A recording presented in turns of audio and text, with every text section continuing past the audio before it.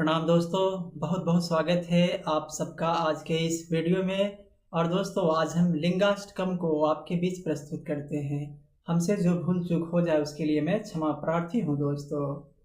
ब्रह्म मुरारी सुरार्चित लिंगम, निर्मल भासित शोभित लिंगम, जन्मज दुख विनाशक लिंगम, तत्प्रणमामि सदा शिवलिंगम, देवमुनि परवार्षित लिंगम, कामदहम करुणाकर लिंगम, रावण दर्प विनाशन लिंगम, तत्प्रणमामि सदा शिवलिंगम, सर्वसुगंधि सुलेपित लिंगम, बुद्धि विवर्धन कारण लिंगम, सिद्ध सुरासुर वंदित लिंगम, तत्प्रणमामि सदा शिवलिंगम, कनक महामणिभूषित लिंगम,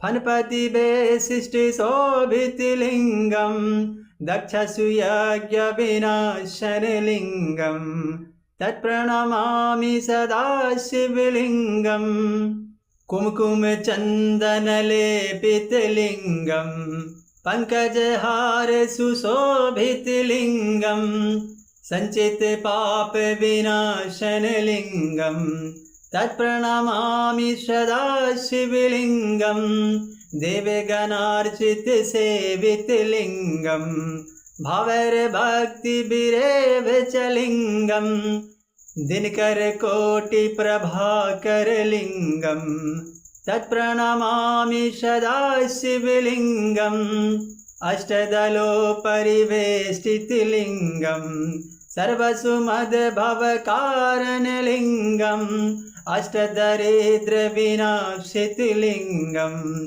तत्प्रणमामि सदा शिवलिंगम, सुरगुरु सुरवर पूजित लिंगम, सुरवन पुष्प सदार्चित लिंगम, पारत्परम परमात्मक लिंगम, तत्प्रणमामि सदा शिवलिंगम। लिंगायष्टकमिदं पुण्यः यः पठेत् शिव सानिध्यो शिवलोकापनोति शिवेन सह मोदते। इति लिंगायष्टकं सम्पूर्णम्।